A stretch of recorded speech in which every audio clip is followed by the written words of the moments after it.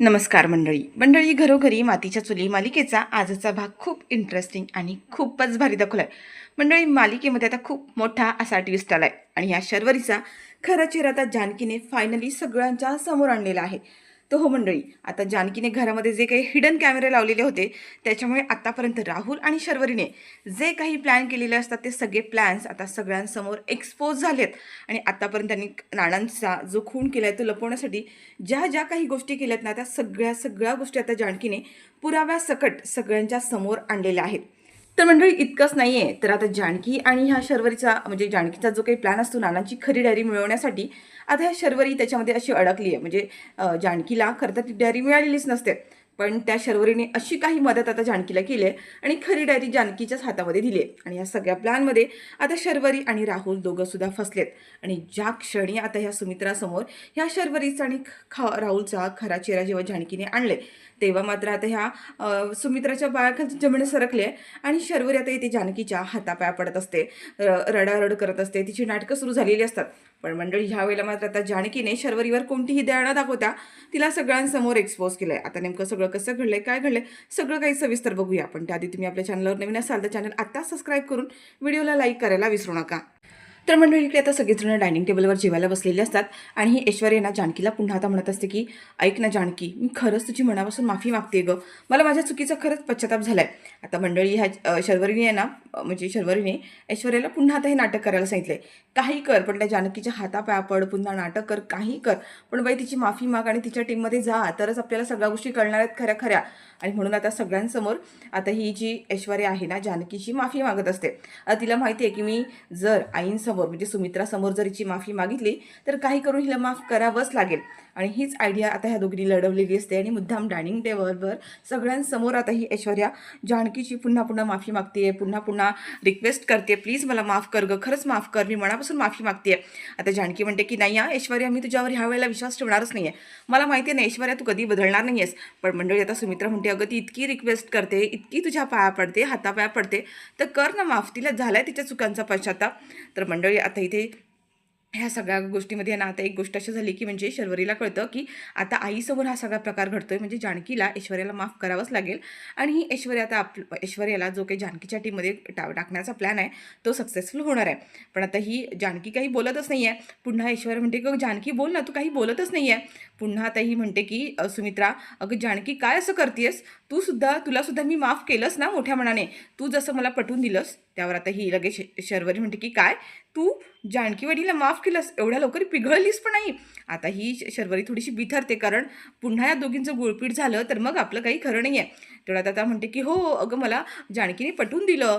आणि आता झालेला सगळा प्रकार जो आहे ना सुमित्राने, म्हणजे ज्या पद्धतीने जानकीने वंतिकाची साडी घातलेली असते आणि कशा पद्धतीने सुमित्राची दिशाभूल केली आहे कोणीतरी जानकीची साडी घालून, हे सगळं आता तिने सुमित्राने सगळ्यांना सांगितलंय. आणि त्याच्यामुळे आता ही सुमित्रा म्हणते की माझा जानकीवर विश्वास बसलाय, उगाच मी तिच्यावर अविश्वास दाखवला आणि तिला वाटेल ते बोलले, नाही ते बोलले, माझी चूक झाली. पण आता नाही आहे, आता माझा जानकीवर विश्वास बसलाय आणि जाऊ दे ना सगळं जानकी, म्हणूनच मी तुला म्हणते की ऐश्वर्याला पण माफ कर. एकदा का सगळेजण तुम्ही एकमेकांशी बोलायला लागलात की मग मी मोकळी ग, मला हेच हवंय. आणि मलाही वाटतं ना तुम्ही सगळ्यांनी घरामध्ये सुखाने गोड गोविंदाने एकत्र नांदावं, मलाही वाटते ना, मग कर ना तिला माफ. आणि मंडळी आता इथे लगेचच जानकी म्हणते की आई, तुम्हाला कसं सांगू, ऐश्वर्यावर मी विश्वास नाही ठेवू शकत आहे. आणि मंडळी थोड्यात सारंगसुद्धा म्हणतो की वहिनी कर ना तू ऐश्वर्याला माफ, इतकं बोलते ना गं ती, मी सांगतो ना ऐश्वर्या पुन्हा असं कधीच नाही वागणार, मी मी मी हवं तर त्याची खात्री घेतो. आता मंडळी आता ऐश्वर्या सारंग आणि ही सुमित्रा जानकीला इतकं कन्व्हिन्स करतात की आता जानकीचा नाईलाज असतो. पण मंडळी इकडे मात्र जी शर्वरी आहे ना तिचा तिळपापड झालाय की आईने ह्या जानकीला माफ केलंच कसं, इतक्या सहजासहजी हिच्या गोड गोड बोलणार कशी काय बोलली. म्हणजे आतापर्यंत मी एवढी मोठं प्लॅन केला, इतकं कारस्थान केलं आणि या दोघींमध्ये एवढी मोठी दरी निर्माण केली होती, ह्या जानकीने एका क्षणात मिटून टाकली, असं कसं होऊ शकतं. नाही मला ह्या दोघींना पुन्हा वेगळं करावंच लागणार आहे. आता पुन्हा ही ऐश्वर्या म्हणते की जानकी, अगं बोलतीस ना, तू अजून बोलतच नाही आहेस माझ्याशी. तेवढ्यात आता सुमित्रा म्हणते अगं जानकी असं काय करतीयस, बोल ना तिच्याशी. तेव्हा मात्र आता जानकी म्हणते की हो ठीक आहे, केलं माफ. आता आई आणि सारंग भाऊजी म्हणतात आहेत ना, म्हणून मी तुला माफ करते. पण खरं सांगू का ऐश्वर्या, अजूनही माझा काही तुझ्यावरती विश्वास बसला नाही आहे आणि बसणारही नाही आहे. पण सारंग भाऊजींसाठी आणि आईंसाठी मी तुला माफ करते. आणि आता ते जानकी लगेच म्हणते की बस जेवायला बस आता सगळ्यांसमोर, मी तुला पण जेवायला वाढते.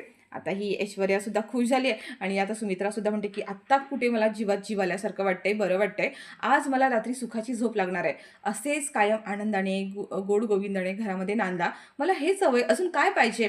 आता मंडळी आता सगळ्यांचं पॅचअप झालं असं दाखवलंय, पण इकडे जानकीचा आणि ह्या ऐश्वर्याचा प्लॅन ना थोडासा वेगळाच आहे बरं का. मंडळी इकडे आता सगळेजण झोपायला गेल्यानंतर हॉलमधल्या सगळ्या लाईट्स वगैरे लावल्या आहेत आणि ही शर्वरी आणि राहुल दोघं सुद्धा आहेत ना, आता ती हुडी घालून आलेत सगळीकडे, म्हणजे ती डायरी शोधण्यासाठी, आणि इकडे आता ऐश्वर्याची वाट बघत असतात.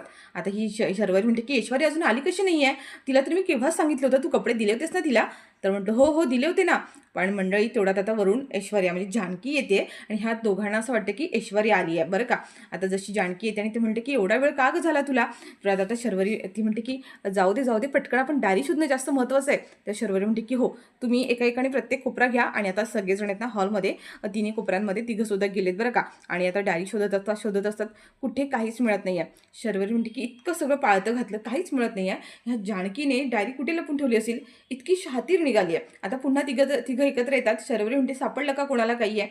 त्यावर आता हे तिघंसुद्धा म्हणतात की नाही, काहीच सापडलं नाही आहे. तेवढ्यात आता शर्वरी म्हणते की मी काय म्हणते, मला असं वाटतं की ती डायरी आहे ना जानकीने तिच्या बेडरूममध्ये लपून ठेवली असेल का. त्यावर आता राहुल म्हणतो की ठेवू शकते, पण तू कशी जाणार आहेस तिथे. शर्वरी म्हणते की काळजी करू नकोस, मी पटकन जाते आणि तिच्या बेडरूममध्ये जाऊन बघते, तुम्ही दोघांनी तोपर्यंत इकडे बाकीचा जो एरिया राहिला ना तो चेक करा. आता मंडळी शर्वरी आहे ना कसलाही विचार न करते इकडे जानकीच्या रूममध्ये आली आहे. इकडे ऋषिकेश झोपलेला आहे बरं का. आणि ऋषिकेश झोपलेला असताना जानकीने काय केलंय, स्वतःच्या जागेवरती उशा ठेवल्यात, त्याच्यावरती पांघरून टाकून ठेवलंय. आणि आता शर्वरी सगळीकडे शोधते, कपाटामध्ये शोधते, कुठे तिला काहीच मिळत नाही आहे. आणि शेवटी ना ती जानकी आता ज्या ठिकाणी झोपलेली असते ना जिथे उषा आहेत, तिला असं वाटतं की जानकीने उशीच्या खाली ही डायरी ठेवली असेल आणि उषाखाली घेऊन झोपली असेल तर. आणि म्हणून आता ही शर्वरी जाते आणि तिच्यावरचं जे पांघरूण असतं ते हळू थोडं बाजूला करून डायरी शोधण्याचा प्रयत्न करणार असते. पण तेवढ्यात आता जानकीला संशय येतो की हिने जर तिथे गेली आणि तिला कळलं की मी तिथे झोपलेलीच नाही आहे, तर तिला कळू शकतं की हा सगळा प्लॅन आपला फसणार आहे. आणि पटकन आता जानकी तिच्या मागावर येते आणि तिला खुणवते की काही भेटलं का, नाही भेटले ना, मग ये बाहेर ये लवकर, असं दाखवून देते तिला. आता शर्वरीला सुद्धा असं वाटतं ही जानकी उठली आणि मला पकडलं तर, म्हणून ती तिच्या उशाखाली असं काही शोधत नाही आहे आणि तिथून पटकन बाहेर सटकली आहे. आता ही म्हणते की नाही ग, तिथे पण काही सापडलं नाही आहे, आता काय करायचं, आता कुठे राहिलं. आता ते म्हणतात की आईचा रूम, पण आता आईच्या रूममध्ये गेलो आणि तिला जर काही कळलं तर, कोणाच्या रूममध्ये लपून ठेवली असेल, ह्या जानकीने कुठे लपवली असेल ना काही कळत नाही आहे. आणि तेवढं शर्वरी म्हणते की हां, आत्ता आठवलं, देवघर, म्हणजे जानकीचं डोकं आहे ना ज्या पद्धतीने चालतं तसा विचार केला तर तिने नक्कीच देवघरात लपून ठेवली असू शकते.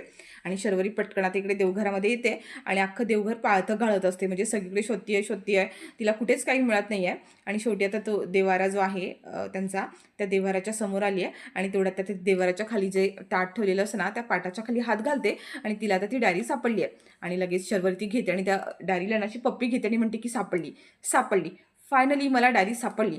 जानकी, तुझ्या हाती असलेला एकमेव पुरावा, एकमेव हुकमाचा एक्का आता माझ्या हाती लागलाय, आता तू माझं काहीही बिघडवू शकत नाहीयेस, असं ती म्हणते. आणि पटकन ती डायरी आता घेऊन आहे ना इकडे खाली आली आहे. तर मंडळी आता हा राहुल आणि जानकी दोघं सुद्धा ती डायरी शोधण्याचं नाटक करत असतात. आणि तेवढ्यात आता शर्वरी खाली येते आणि म्हणते की सापडली, ऐश्वर्या, जानकीने लपवलेली डायरी सापडली, म्हणजे एकमेव पुरावा होता तो सुद्धा सापडलाय.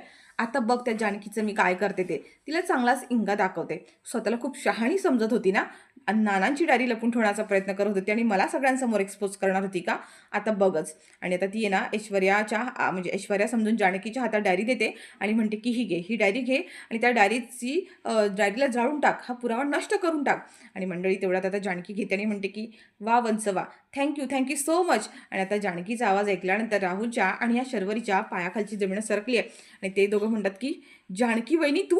आणि तेवढा जानकीने तिच्या चेहऱ्यावरचा असलेला मास्क आहे ना तो सगळा बाजूला काढलाय आणि म्हणतो की हो, शर्वरी वंचं मीच. तेव्हा आता ही म्हणते की तू इथं कशी काय. तेव्हा ती म्हणते की काय ना, तुमचा प्लॅन मला केव्हाच कळला होता, मला चांगलंच माहीत होतं की तुम्ही आज रात्री डायरी शोधण्याचा प्रयत्न करणार आणि म्हणून मी हे सगळं केलं. तर मंडळी आता ही शर्वरी आहे ना राहुलला खुणवते की पटकन इथून बाहेर चल. मंडळी आता दोघं जण तिथून पळत बाहेर येतात आणि आता हे दोघांनी पण स्वतःच्या चेहऱ्यावरचे मास्क काढलेत बरं का. आणि बाहेर सुद्धा हिडन कॅमेरा लावलेला आहे, ह्या दोघांना त्याची आता कल्पना सुद्धा नाही आहे. तर मंडळी इकडे आता राहुल म्हणतो की झालं, सगळा प्लॅन सोपट झाला, ही जानकी इथून कशी कडमडली आणि डायरी पुन्हा तिच्याच हाती लागली आहे. शर्वरी म्हणते पण ती इथे आलीच कशी, आपण तर ऐश्वर्याला बोलवलं होतं ना, मग ऐश्वर्या इथे न येता ही जानकी कशी टपकली इथे. त्यावर आता तो म्हणतो की ते महत्त्वाचं नाही आहे की ती कशी आली नाही कशी गेली. आता आपल्याला ती डायरी मिळवणं जास्त महत्त्वाचं आहे. जानकीच्या हातात आपण डायरी दिली आहे. आपल्या हाताने आपला तो पुरावा आपण तिच्या हातात दिला आहे. स्वतःचे जीव धोक्यात घातला तुला कळतं का? त्यावर आता तो म्हणतो की तुझ्या लक्षात नाही आलं का ती जानकी आहे? त्यावर ही म्हणते की तुझ्या तरी लक्षात आलं का ती जानकी आहे ते? जसं तुला नाही समजलं तसं मलाही नाही समजलं. जाम शातीर गेम खेळलाय हा तिने. आता मंडळी तेवढ्यात आता जानकी म्हणते की हो, काय ना तुमच्यासोबत राहून राहून मी पण तितका शातीर गेम खेळलाय. म्हणजे आता ह्यांच्या मागोमाग जानकीसुद्धा बाहेर आलेली असते आणि ह्या दोघांनी आता चेहऱ्यावरचे मास्क काढले. जानकी म्हणते की काय ना शर्वरी म्हणजे तुम्हाला असं वाटतं की असे डावपेच असे गेम्स फक्त तुम्हालाच खेळता येतात. पण काय ना आजकाल तुमच्यासोबत राहून राहून तुमच्याकडे बघून सगळ्या गोष्टी मी शिकले बरं का. आणि कसं वाटलं तुम्हाला हा माझा गेम? हां, कसा वाटला? म्हणजे नाणांची डायरी तुम्ही गायब करणार हे मला माहीतच होतं. पण एवढं मोठा म्हणजे एवढा साधा सिंपल तुमचा प्लॅन असेल असं मला नव्हतं वाटलं. आता बघा ना तुमच्या ह्या प्लॅनमध्ये तुम्हीच फसलात आणि तुम्हीच अडकलात. हे दोघं सुद्धा शांत असतात आणि तेवढ्यात आता शर्वरी म्हणते की तुला तुला कसं कळलं? पण आम्ही हे सगळं ऐश्वर्याला सांगितलं होतं ना, मग आमचा हा प्लॅन तुला कसा समजला? तर जानकी म्हणते की काय ना, तुम्ही जेव्हा हा तुमचा प्लॅन ऐश्वर्याला समजून सांगत होतात ना, तेव्हा हा मी प्लॅन तुमचा सगळा ऐकला आणि मी तेव्हाच ठरवलं की तुम्ही जे कपडे त्या ऐश्वर्याला देणार होतात ना, ते आपण गायब करायचे आणि मी अगदी तसंच केलं. ऐश्वर्या निघाली होती तुमच्या रूममध्ये, मग काय मी तिला गुंगीचं औषध दिलं आणि ती बिचारी काही गाढ झोपून गेली. मग काय केलं तिचे पटकन हे कपडे घेतले आणि मी घातले आणि आले इथे ऐश्वर्या बनून. मग काय मज्जा आली की नाही? तुम्ही कसं मला ऐश्वर्या समजलात आणि तो पुरावा माझ्या हातात दिलात. शर्वरी वंशचं तुम्हाला कळतंय का? तुमच्या ह्या मास्टर माइंड प्लॅनमध्ये तुम्हीच अडकलात त्या. कसं वाटते तुमचा हा हरलेला चेहरा बघून? मंडळी आता ही दोघं सुद्धा घाबरलेत.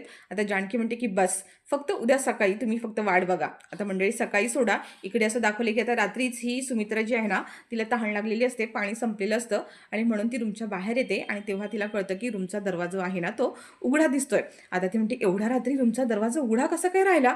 काय झालं असेल? आणि म्हणून ती आता सगळ्यांना आवाज देते. तिला असं वाटतं घरात चोरबीर शिरलेत की काय? आणि ती जोरात आरडाओरडा सुरू करते आणि सगळेजण इथे बाहेर आलेत. आता इथे जो आहे ना ऋषिकेश्वर ते म्हणतात की अगं काही काय झालं? काही काही प्रॉब्लेम झाला का? काही तुला त्रास होतोय का? ती म्हणते अरे मला त्रास होत नाही. हा दरवाजा बघ. एवढ्या रात्री दरवाजा उघडा काय आहे? घरात चोरी वगैरे झाली की काय? तेवढं जानकी म्हणते की आई हो, अहो आपल्या घरामध्ये चोरीच झाली आहे. तर ही म्हणते सुमित्रा म्हणते की काय? घरामध्ये चोरी आली पण कशी? आणि दरवाजा कोणी उघडला? दरवाजा तर आतून लावला होता ना? त्यावर आता ही जानकी म्हणते की काय नाही, घरामध्ये चोरी झाली आहे, पण दरवाजा उघडला कारण जे चोर आहेत ना, ते आपल्याच घरातले आहेत हो. चोर आपल्या घरातले असल्यामुळे दरवाजा आतून आपोआप उघडला गेला. त्यावर सुमित्रा म्हणते, "अगं नक्की काय म्हणतेस तू?" तर जानकी म्हणते की "आई, इतके दिवस मी तुम्हाला जे सांगायचा प्रयत्न करत होते, त्या कुठल्याच गोष्टीवर तुम्ही माझ्यावर विश्वास नाही ठेवलात ना. आज मी तुम्हाला सांगणार आहे की चोर कोण आहेत ते. कारण ते चोर आहेत ना, ते आपल्याच घरातले आहेत आणि त्यांनी चोरीसुद्धा कशाची केली ना, ते सुद्धा मी आज तुम्हाला पुराव्यासकट दाखवणार आहेत." आता ही लगेच म्हणते की "सुमित्रा अगं, तू काय बोलतेस ना? कोड्यात मला काही कळत नाही आहे. जरा स्पष्ट नीट बोलशील का? नीट सांगशील का?" आता ही शर्वरी आणि राहुल आहेत ना, दोघंसुद्धा घाबरलेले असतात बरं का. आणि ह्या लोकांना काही कळतच नाही की घरातले चोर म्हणजे नक्की कोणाबद्दल बोलते वहिनी. तेवढ्यात आता जानकी म्हणते की आई काय ना, आता मी तुम्हाला थोडंसं स्पष्टच बोलते. तुम्हाला कधीच माझ्या बोलण्याचा रागसुद्धा येईल, पण आता हीच ती वेळ आहे. मला तुम्हाला जे काही आहे ते सांगायचं आहे. आणि तेव्हा मंडळी आता जानकी लगेच म्हणते की आई, आपल्या घरात चोर शिरलेत ते म्हणजे शर्वरी वंश आणि राहुल. शर्वरी वंश आणि राहुलनीच चोरी केली आहे. आणि हो, दागिन्यांची किंवा पैशांची चोरी नाही केली बरं का. त्यांना वेगळ्याच गोष्टीची चोरी करायची होती. मी तुम्हाला म्हणाले होते ना, की नाणांच्या विरोधात मला पुरावे गोळा करायचे आहेत आणि नाणांच्या विरोधातला एक पुरावा माझ्याकडे आहे. कारण आत्तापर्यंत मी जेवढे पुरावे गोळा केले होते ना, ते सगळे पुरावे ह्या राहुल आणि शर्वरीने आत्तापर्यंत जाळून टाकले, ते नष्ट केले. पण माझ्याकडे असा एक पुरावा होता, तो त्यांना माहीत झाला होता. मी म्हणाले होते ना काल तुम्हाला सगळ्यांसमोर, नाणांचा एक पुरावा माझ्याकडे आहे, त्यांची डायरी माझ्याजवळ आहे आणि हे शर्वरी वंशांना जेव्हा कळलं, तेव्हा त्यांच्या पायाखालची जमीन सरकली आहे आणि तेव्हाच त्यांनी ठरवलं होतं, की माझ्याकडे जो पुरावा आहे ना, तो गायब करायचा आणि त्यासाठी त्या दोघांनी प्लॅनिंगसुद्धा केलं होतं आणि त्यांचा हा जो प्लॅन आहे ना, तो मी ऐकला होता आणि म्हणून मी ठरवलं, की ह्यांच्या प्लॅनमध्ये आपण सामील व्हायचं. आणि मी काय केलं माहिती आहे का? ह्या दोघांनीसुद्धा रात्री आज सगळेजण झोपायची वाट बघत होते, तसं ह्या दोघांनीसुद्धा हुडी घातली आणि मी सुद्धा तेच केलं. त्यांचा जो प्लॅन ऐकला होता, हुडी घालून त्यांच्या प्लॅनमध्ये सामील झाले आणि नाणांची ती डायरी शोधायला त्यांना मदत केली. खरं तर मी त्यांना मदत नाही केली, तर त्यांनीच मला उलट मदत केली आणि नाणांची जी डायरी होती ना, त्यांनी ती मला शोधून दिली आहे. आणि आई, ह्या गोष्टीवरून हेच सिद्ध होतं, की नाणांना मारण्यामागे आणि आतापर्यंत झालेल्या सगळ्या गोष्टीमध्ये या शर्वरी वंश आणि राहुल यांचाच हात होता. जर यांचा हात नसता, तर त्यांनी नाणांची डायरी शोधण्यासाठी एवढा आटापिटा केलाच नसता. आणि ते इतके घाबरले सुद्धा नसते. तर मंडळी आता ही लगेच म्हणते, अगं काय बोलतेस तू, तुला कळते का तू काय बोलतेस ते. आता ऐश्वर्या जानकी म्हणते की आई मी खरं तेच बोलते, इतके दिवस मी तुला तेच सांगण्याचा प्रयत्न करते, पण तुमचा माझ्यावरती विश्वासच बसत नव्हता. पण आज मी तुम्हाला अगदी पुराव्यासकट ती गोष्ट दाखवणार आहे. आता मंडळी सारंग, सौमित्र, ऋषिकेश यांना ह्या प्लॅनमधलं काही माहीत नसल्यामुळे त्यांना काहीच कळत नाहीये. सुमित्रा म्हणते, अगं काय कसला पुरावा, म्हणजे मला माहिती आहे तू म्हणाली होतीस की नानांना ज्यांनी कोणी मारले त्यांना तू लवकर शोधणार आहेस, पण काय तू शर्वरीचं आणि राहुलचं पुन्हा नाव घेतेस. त्यावर आता ही म्हणते की वहिनी मला माहिती आहे, मी सतत तुझ्या डोळ्यामध्ये खुपतीये, म्हणजे ज्या दिवसापासून मी ह्या घरात आली ना तुला ते आवडलंच नाही आहे, आणि ज्या दिवसापासून मी या प्रॉपर्टीतला हक्क मागितला आहे तेव्हापासून तर तू माझ्या तर हात धुवून पाठीशी लागलीस गं. त्यावर ती म्हणते की आई बघितलंस का, ही जानकी पुन्हा तेच करते, पुन्हा तेच आरोप करते, का काय सगळं करते. मी या घरात नकोय का, जर मी तुम्हाला या घरात नको हवी असेल ना तसं सांगा, मी ह्या घरात नाही राहणार, पण प्रॉपर्टीतला हक्क मागणं माझा अधिकार आहे ना, माझा हक्क येतो, मी त्यासाठीच एवढा आटापिटा करते. मग ही जानकी वहिनी नको नको ते घाणेरडे आरोप माझ्यावर आणि माझ्या नवऱ्यावर का करतीये. त्यावर आता जानकी म्हणते की शर्वरी वंच मी आरोप करत नाहीये, मी खरं तेच बोलतीये. काल तुम्ही दोघांनी इथे जेव्हा पुरावे शोधायला आलात ना तेव्हा त्याचे फुटेज माझ्याकडे आहे. कारण तुम्हाला ही गोष्ट माहीत नसेल, पण घरामध्ये मी हिडन कॅमेरे लावले होते आणि ते कोणालाही माहीत नाही आहेत, आणि त्याचा पुरावासुद्धा मी दाखवते तुम्हाला. आणि मंडळी जानकीने आता तिच्या मोबाईलमध्ये जे सगळं काही रेकॉर्ड झालं आहे, म्हणजे शर्वरी, राहुल या दोघांनी सुद्धा ते CCTV फुटेज डायरी चोरण्याचा जो प्रयत्न केलेला असतो ते सगळं त्या हिडन कॅमेऱ्यामध्ये रेकॉर्ड झालेलं आहे. जानकीने आता तो मोबाईल घेतला आहे आणि शर्वरीच्या हातात दिला आहे आणि म्हणाले, बघा शर्वरी पंच तुम्हीच बघा, की तुमच्या उघड्या डोळ्यांनीच बघा की तुम्ही रात्री काय काय केले ते.